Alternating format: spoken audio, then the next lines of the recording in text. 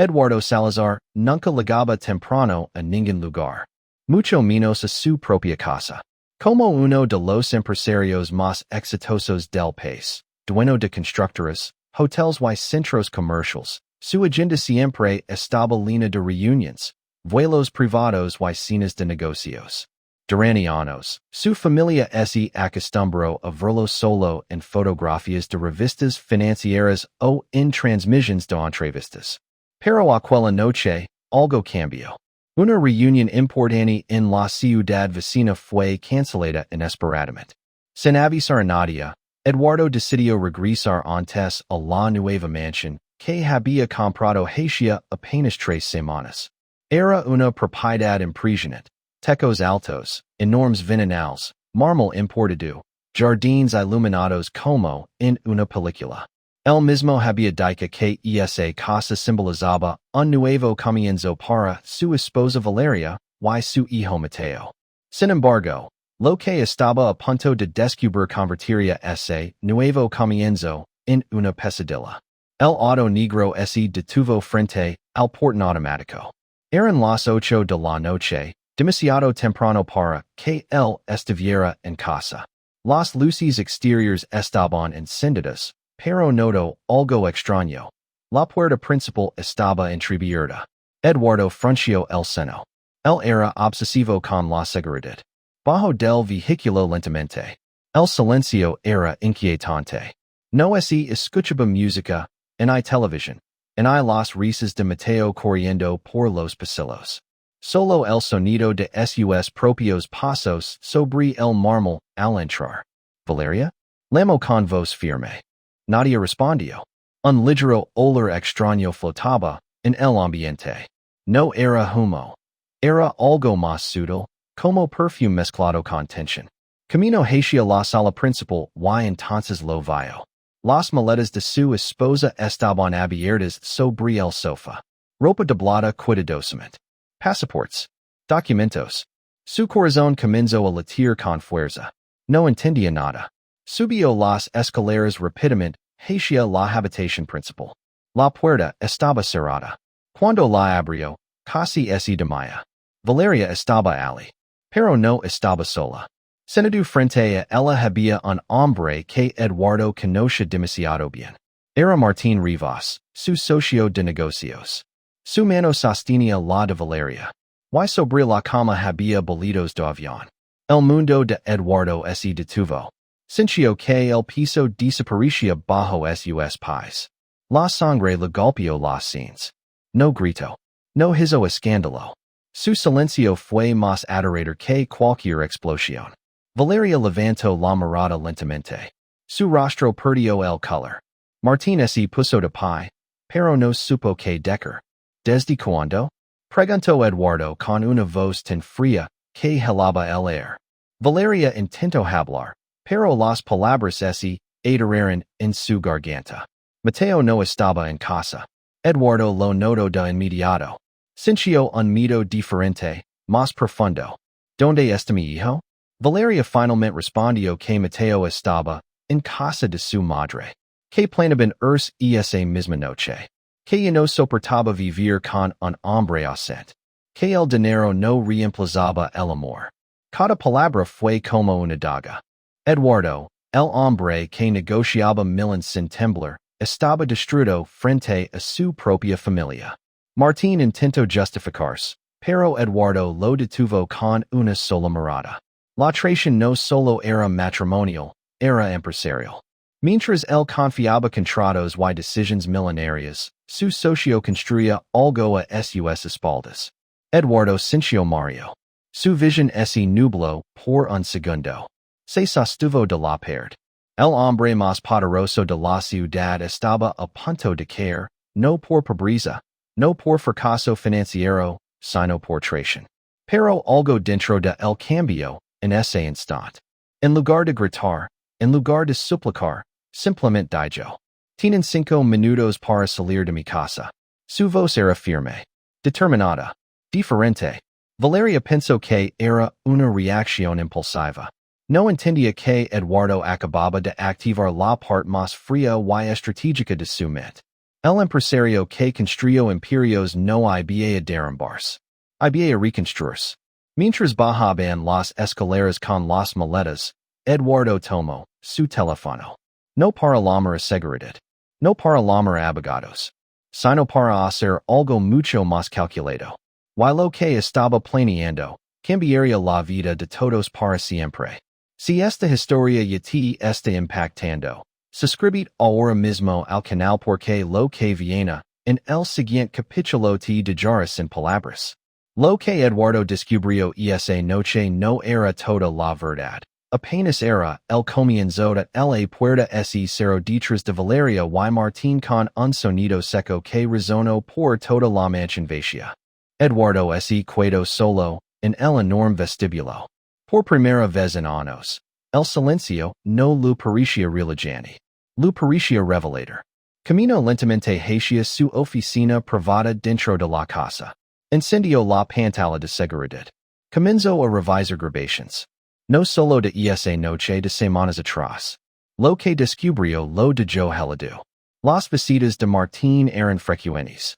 Demasiado frecuentes. Reuniones de trabajo cuando él estaba de viaje. Cenas privadas. Conversations susurradas. Pero lo que más lo impactó no fue la relación. Fue algo mucho peor. En una de las grabaciones, Martín estaba revisando documentos confidenciales en su despacho. Fotografió contratos. Accedió a información financiera. Eduardo entendió todo. No solo querían ir juntos. Planeaban hundirlo. Transferencias sospechosas comenzaron a aparecer cuando revisó su laptop. Movimientos bancarios autorizados digitalmente con accesos compartidos. La traición era completa. Pero en lugar de perder el control, Eduardo hizo lo que siempre había hecho mejor. Pensa. Llamó a su abogado de máxima confianza. Activó protocolos empresariales. Canceló accesos. Bloqueó cuentas. Inició auditorías internas. Cada movimiento era silencioso pero devastador. Mientras tanto, Valeria creyó que Eduardo estaría rogando. Pero no recibió ni una llamada. A la mañana siguiente, las noticias explotaron. Una investigación interna había revelado irregularidades financieras vinculadas a Martín Rivas. Congelamiento de activos. Demanda legal. Ruina pública. Martín no solo perdió su reputación, lo perdió todo. Valeria intentó comunicarse con Eduardo desesperadamente. Descubrió que las cuentas que quería compartir estaban protegidas bajo acuerdos prenupciales que ella jamás tomó el tiempo de leer. La Casa Nueva estaba únicamente a nombre de Eduardo. Los boletos de avión nunca se usaron. Pero lo más inesperado fue lo que Eduardo hizo después. En lugar de encerrarse en el resentimiento, decidió cambiar su vida. Redujo su carga laboral. Reorganizó su empresa para delegar responsabilidades. Fue personalmente a recoger a Mateo al día siguiente. Su hijo lo abrazó con fuerza, sin entender completamente lo que estaba pasando. Papa, ahora vas a estar más en casa? Esa pregunta golpeó más fuerte que cualquier traición.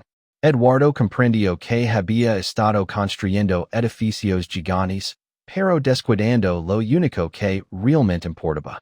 Semanas después, la mansión ya no era símbolo de lujo. Era símbolo de transformación. Eduardo convirtió una parte de su fortuna en una fundación para apoyar a padres trabajadores que querían equilibrar familia y éxito. Su historia se volvió inspiración nacional. Valeria, por su parte, enfrentó las consecuencias de sus decisiones. Entendió demasiado tarde que la ausencia no justifica la traición, y que el dinero nunca fue el verdadero problema, sino la comunicación rota. Una noche, mientras Eduardo veía a su hijo dormir, recordó el momento en que Casi se Desmaya. Sonrió levemente. A veces la vida te derrumba para despertarte. El hombre que llegó temprano a casa esperando descanso encontró traición. Pero también encontró claridad. Porque el verdadero millonario no es el que tiene más dinero, sino el que aprende. Se levanta y protege lo que ama. Si esta historia te hizo reflexionar, suscribid al canal y activa la campana. Aquí no solo contamos historias impactantes, contamos historias que transforman vidas. Y recuerda, a veces lo que parece el peor día de tu vida, es el comienzo del mejor capítulo. Alejandro Montiel había construido su fortuna desde cero. A los 38 años era dueño de una cadena de hoteles de lujo, inversiones inmobiliarias y empresas tecnológicas que lo mantenían viajando constantemente entre ciudades. La prensa lo llamaba el estratega de acero porque nunca mostraba emociones. Pero lo que nadie sabía era que, detrás del éxito, había un hombre agotado intentando sostener un matrimonio que lentamente estaba desmoronando. 3 semanas atrás había comprado una casa nueva para su esposa Camila y su hija Sofía. Una mansión moderna en una zona exclusiva, con ventanales de piso a techo, piscina infinita y jardines iluminados como en revista. Un nuevo comienzo, lo había prometido a su familia. Sin embargo, aquella noche regresó más temprano de lo previsto. Una tormenta canceló su vuelo de negocios y decidió conducir de regreso sin avisar. Pensó que sorprendería a su esposa con flores. Pensó que, quizás, esa sorpresa arreglaría la distancia que se había instalado entre ellos. El reloj marcaba las 8:17 p.m. cuando su auto ingresó al portón automático. Algo se sintió extraño desde el primer segundo. Las luces del segundo piso estaban apagadas. La puerta principal no estaba completamente cerrada. Alejandro frunció el ceño. Él era obsesivo con la seguridad. Bajó lentamente del auto, con el corazón latiendo más rápido de lo normal. Empujó la puerta y entró. Silencio. Un silencio pesado, incómodo. ¿Camila? Llamó. No hubo respuesta. Dejó las flores sobre la mesa del recibidor y avanzó hacia la sala principal. Fue entonces cuando lo vio. Una copa de vino rota, en el suelo. Cojines tirados. Una lámpara caída. Su respiración se aceleró. Subió las escaleras casi corriendo.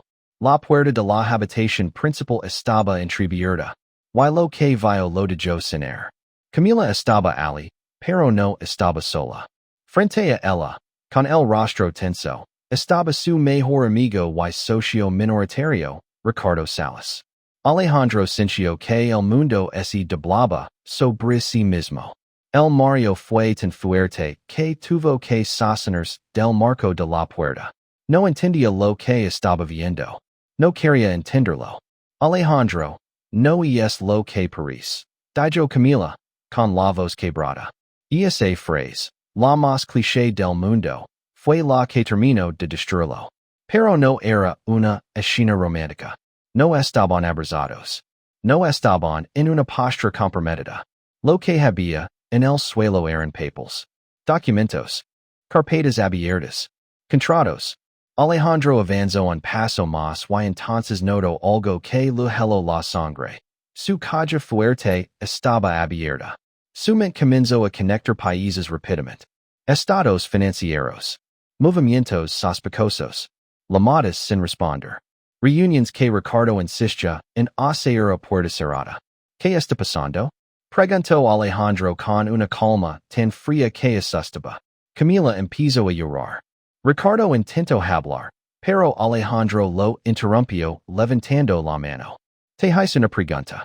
Ricardo tragó saliva.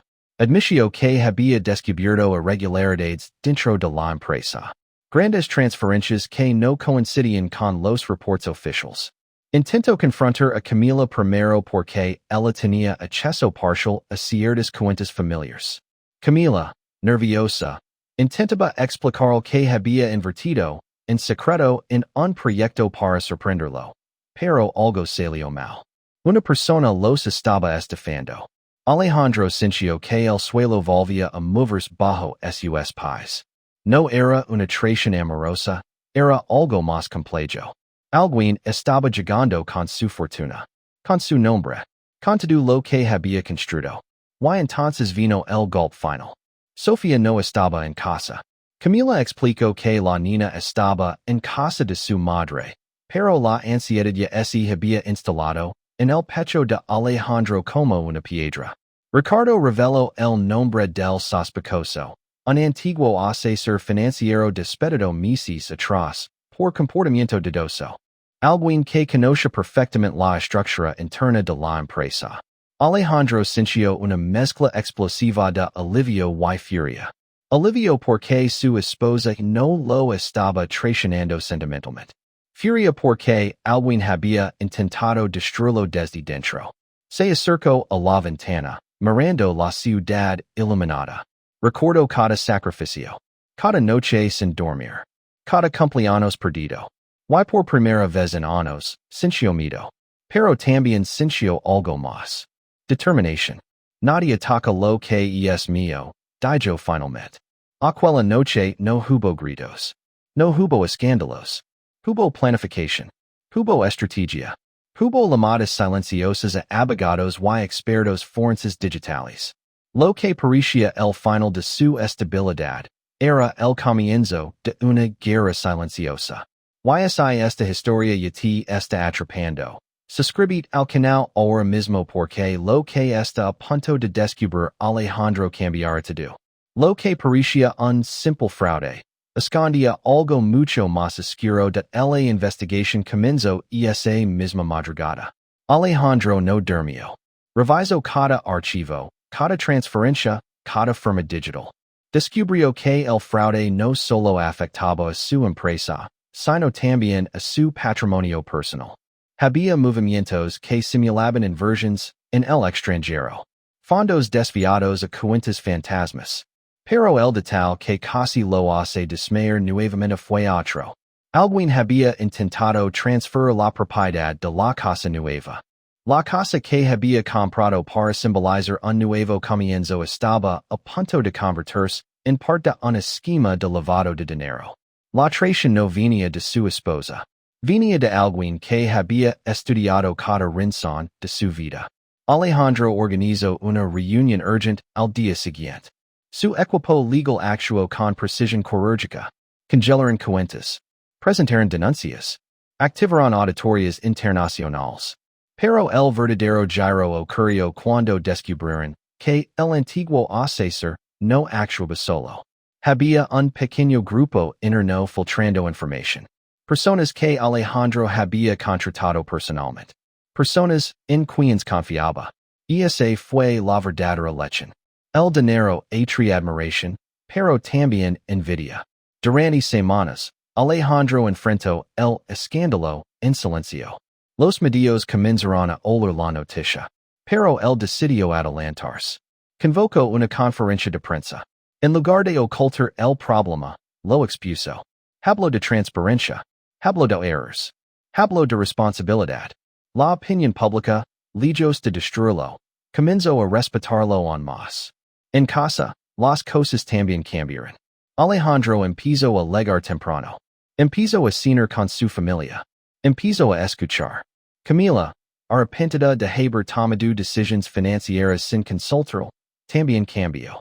Una noche, mientras miraba a su hija dormir, Alejandro comprendió algo profundo. Había estado construyendo imperios hacia afuera, pero descuidando la fortaleza interna de su hogar. La Casa Nueva dejó de ser símbolo de lujo. Se convirtió en símbolo de segunda oportunidad. Meses después, el fraude fue desmantelado completamente. Los responsables enfrentaron consecuencias legales. Alejandro recuperó gran parte del dinero perdido. Pero lo que realmente recuperó fue algo más valioso. Perspectiva. A veces la vida te hace llegar temprano a casa, no para sorprender, sino para despedir. El hombre que casi se desmaya aquella noche entendió que el verdadero poder no está en el dinero, sino en la claridad, la familia y la capacidad de levantarse cuando todo parece derrumbarse.